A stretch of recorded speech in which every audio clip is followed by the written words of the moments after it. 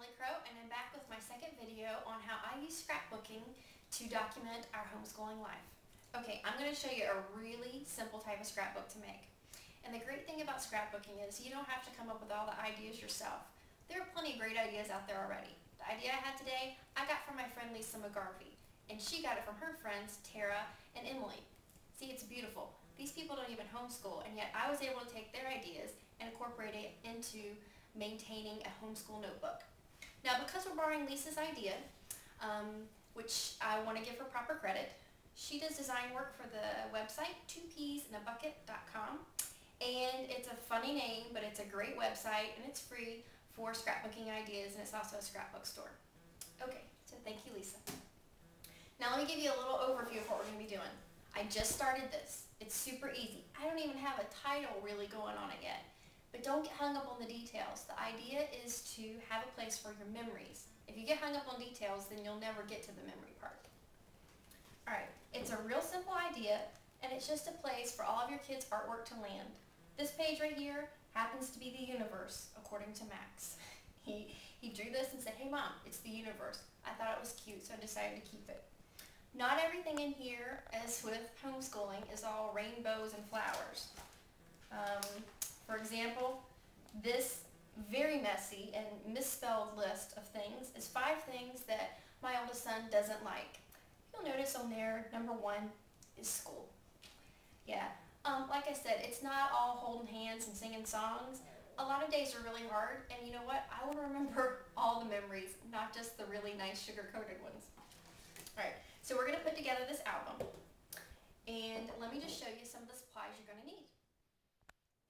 Okay, the first thing I have is the small, note I said small stack of kids' artwork and projects.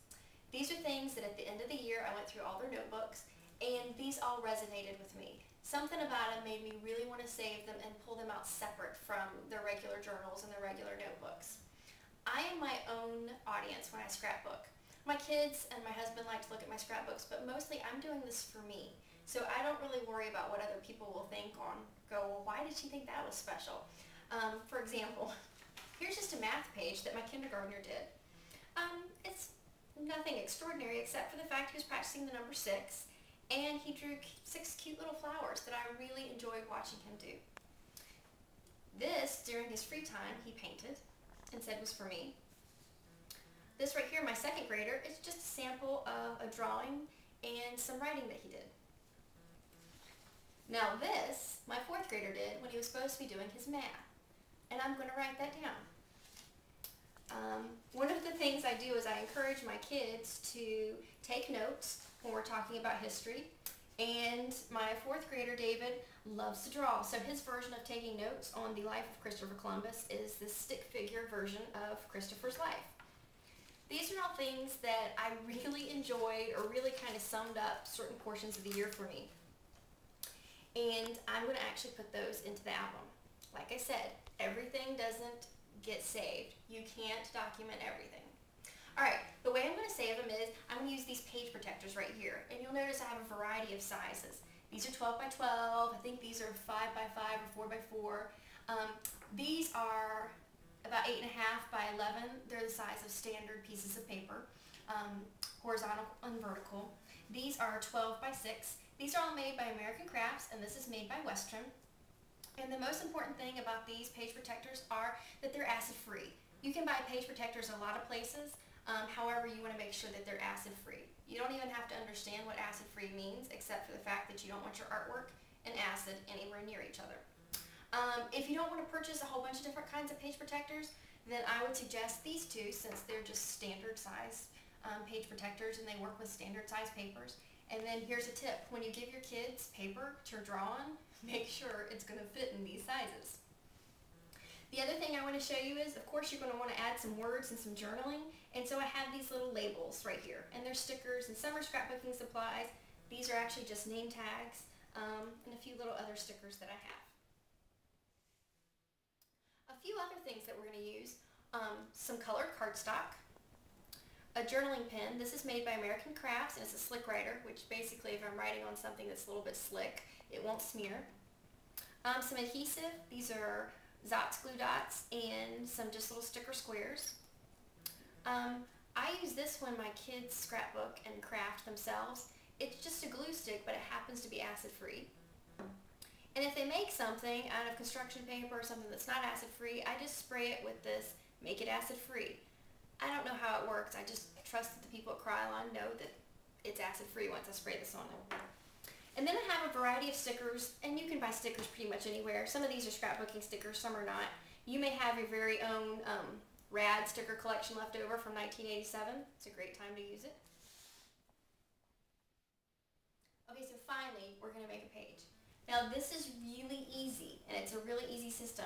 Some people may not even call this scrapbooking. It's so easy. Alright, here we go. Not only am I going to make a page right now, I'm going to do it upside down. That's how easy it is. Let me see. Alright, I'm going to grab this right here and put it in this page protector. And occasionally you have page protectors that don't fit perfectly into your 3-ring binder, and that's okay. Just hole punch another hole in it and stick it in there. And the great thing about using the 3-ring binder is that you don't have to worry about going in chronological order. You can always rearrange the order later. I love that. Alright, so far we've got the artwork in the page protector. We're halfway there. Alright, and just because I kind of write messily under pressure, I've already written out this little tag. The reason I saved this and I liked it is because I just loved watching Alex draw the zebra. So you know what I did? I wrote that on a sticker. Alex, I just loved watching you draw this zebra. Love, Mom. That's all I put. Now, I'm going to put the page in the book like that. Okay, do we need like an instant replay or slow motion or anything?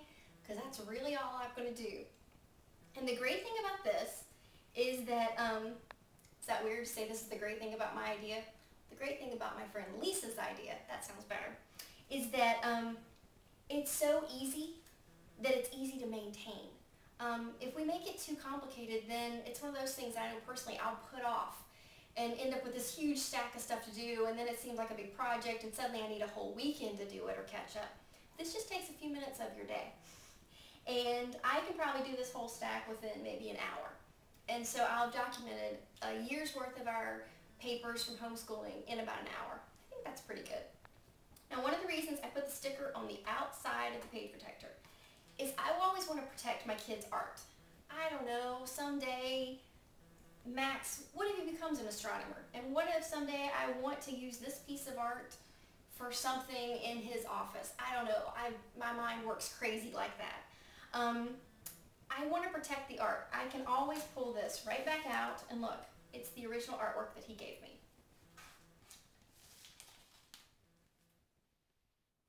Okay, let's do one more page. Sometimes your artwork doesn't fit perfectly into one of your page protectors. That's when I used this cardstock. I would just simply use these little photo squares right here, attach it to my cardstock, add a sticker with a little bit of journaling on it, and all that says is what Max told me when he gave it to me. Mom, I made this for you today. I put his name, his age, and the year it was done. And that's it. That's how simple the system is, and that's why I love it, because if I make it too complicated, I will never get to it. But because it's such an easy system, the kids can bring home something for church, they can just make something during the day and I can come stick it in. Or like I did this past year, I can wait and pull things out at the end of the school year. I think it's a great system. Thank you, Lisa, for your clever idea.